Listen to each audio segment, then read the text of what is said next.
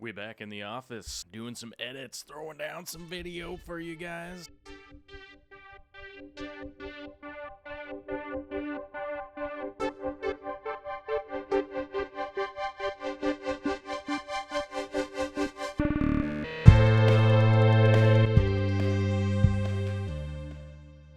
This is a 150-gallon aquarium that is pretty much dedicated to shrimp and one female guppy. It will be changing over the years, but for right now, that's what it is. The first plant we have here that we're dealing with is the POGOSTEMON stellata octopus, which I would consider to be a beginner plant, and one of the main reasons for that would be that the ease of growth. Get this thing to grow is not that difficult. It's pretty easy to get this thing growing.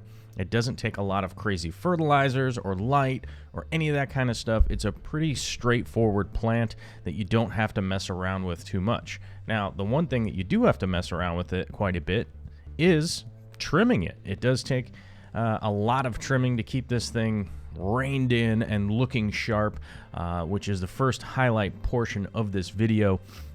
Just showing you guys how to trim it, kind of knock it back to a level that's about 6 to 7 inches, and you want to keep it behind something so those little stumpy cutoffs aren't super visible in your aquascape, while the fresh, bright green sprouts are going to be coming up from there. Now, one of the reasons I bring this up is the biggest and best thing that you can do to help maintain your aquascape is get your arms in the tank, get your hands in there, trim stuff up, and move things around. It's the most beneficial thing that you could do, and it's definitely very, very important.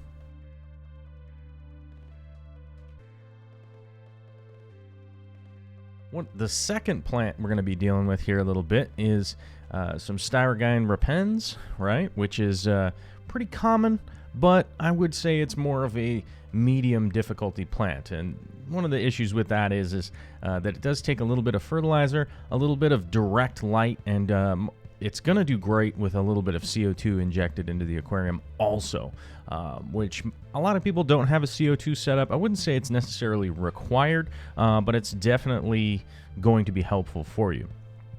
I'm replanting a bunch of the trimmings, and I do have to stick my hands in there to kind of look around and see where it's growing, because I do want to push it in certain directions and not allow it to just kind of go wherever it wants.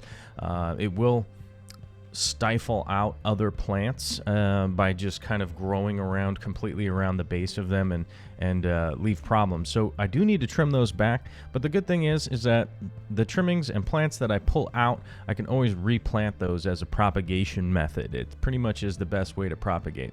The Styrogine itself, you basically, anything that's growing vertically, growing straight up is what you want to trim off. That's going to be your best bet in order to allow it to grow laterally, which is side to side, and that will realistically keep it growing more as a carpet. Otherwise, it'll eventually grow up into a big bush, and everything underneath will start to look all kind of dead and funky. So, pretty simple plant in order to deal with, but you know, you just do have to maintain and keep trimming it and doing all that, and that will definitely help you all out. The third plant I'm dealing with today would be ALTERNANTHERA REINECKTE. I'm not that great at the Latin pronunciations, you guys. But ALTERNANTHERA, you see this pretty often out there as one of the main red plants. You'll see this around being promoted as a red plant, which it is. It certainly is a red plant. But one of the downsides for it is that it happens to grow super tall, and then the underside leaves, basically all the leaves growing closer to the substrate, begin to get kind of covered in algae and kind of nasty and gnarly looking. So this plant, I definitely recommend following the same sort of trimming method. That's to trim them all the way down, instead of at 6 inches, about 2-inch stumps above the substrate. It will send out new shoots from those little stumps if you want to leave those planted, or go ahead and pull those roots out and replant the top about 4-inch trim off, and then just take the middle of the plant and just compost that. as a lot of people know that have been following the channel for a long time, I'll either compost the plants. You don't want to go throwing them down the toilet. That's a bad idea. Don't go sending them down the plumbing and end up in the local waterways or anything like that. But make sure to either compost them.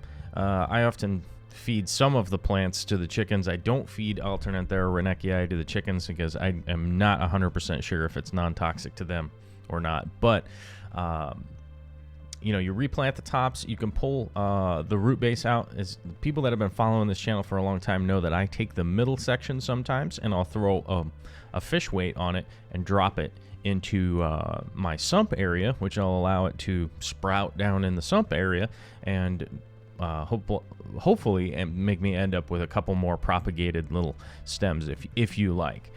But bear in mind, if you do follow this technique, if you want to call it a technique, if you do follow that technique, you do have to bear in mind that you will end up with a lot of extra plants over time. So the basic layout that I have of this aquarium, the best thing to do is to, you know, trim the tops and replant them and try not to propagate too far, because, you know, I'm of the inclination to just keep propagating and end up with a ton of extra plants, which isn't necessarily the best thing that you could do.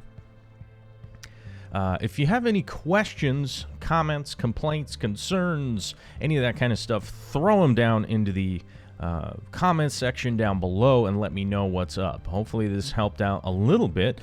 Maybe it just was entertaining enough that you could be able to check it out and look at some bright and shiny plants. Later.